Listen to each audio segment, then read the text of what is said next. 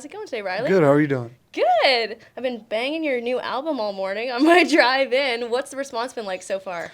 It's been great. There's a lot of stuff on there that have been songs that I wrote, quite a while ago that fans kind of were already pretty familiar with. I play a lot of new stuff at shows, so people were obviously happy to get those Mississippi or Me, and they don't make them like that no more. Those type of songs, but there's also some brand new songs on there. Some stuff people probably didn't see coming, like collaborations with Jelly Roll. I don't think people really expected that. So it's been really cool to see what really stands out and what songs fans are really kind of gravitating towards. Yeah, I wanted to ask you about Copenhagen Cadillac. That one seems kind of different than anything you've done before. Yeah, you can't just write songs that make people cry all day long, and that seems to be what I tend to do. So it's nice to have a song like that that's a little more lighthearted, and obviously Jelly Roll's having a great moment in country music. Yeah, I find him interesting because he's one of those guys that are working into the pop rap scene. It's pretty common in country right now. Guys like Morgan Wallen kind of doing the pop country thing, whereas you've always kind of stuck really close to just the real country stuff. Like, how do you walk that line?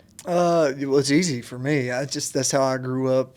What I grew up listening to, and kind of when I write songs, that's how it comes out. Is I was a lot more influenced by traditional country, but I love that the genre's got room for all different kinds of music, and it's definitely an interesting time. And Jelly's definitely an interesting guy. Yeah, what's interesting about him? Well, his story's pretty unique, and you got to appreciate how upfront he is and just honest about everything he's been through. And he seems really appreciative of all the success he's had. And I think people can really relate to the fact that he's, that open about his personal life. Who else in country music is kind of standing out to you as different right now? Well, you've got the Tyler Childers and Zach Bryans of the world that kind of have a thing that's a sound kind of all its own. And Yeah.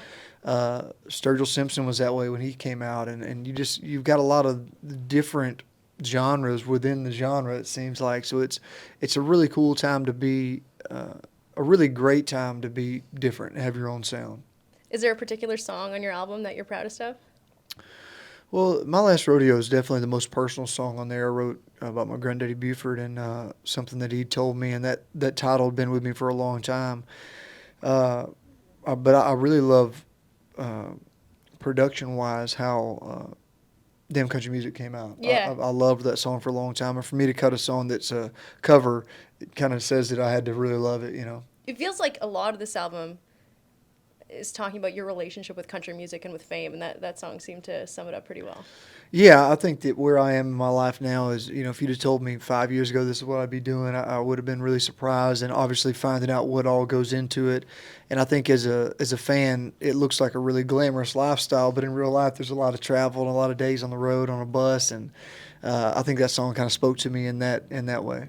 Was there anything about what goes into it, into being a country music singer, that surprised you the most, other than the travel?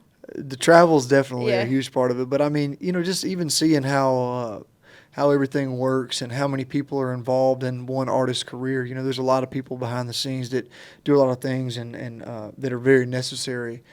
And it's just a really cool business and a cool way to kind of to have opportunity to make a living. So you talked about My Last Rodeo, that song for your granddaddy Buford, and you recently launched your new charitable fund, kind of when you released your new album. How long have you been waiting to do something like that? How special did it feel to be able to make a difference with what you're doing? Well, it's something that I should have done a long time ago. It's just when you get busy, Yeah. it's tough to really go and look down all these avenues that aren't just strictly music driven.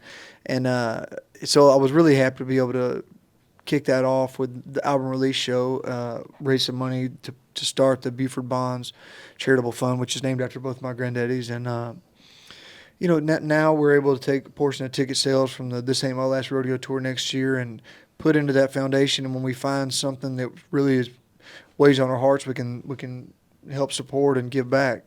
What else are you really excited about right now, just that you got going on? Well, the This Ain't My Last Rodeo tour, we've got out a girl named Ella Langley, and Tracy Lawrence is going on tour with us, which I'm a huge fan of Tracy. So that'll be something I'm really excited about, going out and playing those shows next year.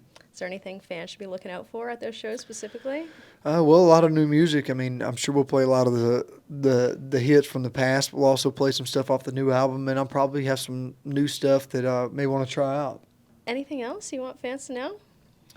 I guess that's it. You did a pretty good job. All right, you too, man. You too. Thanks. Thank you so much.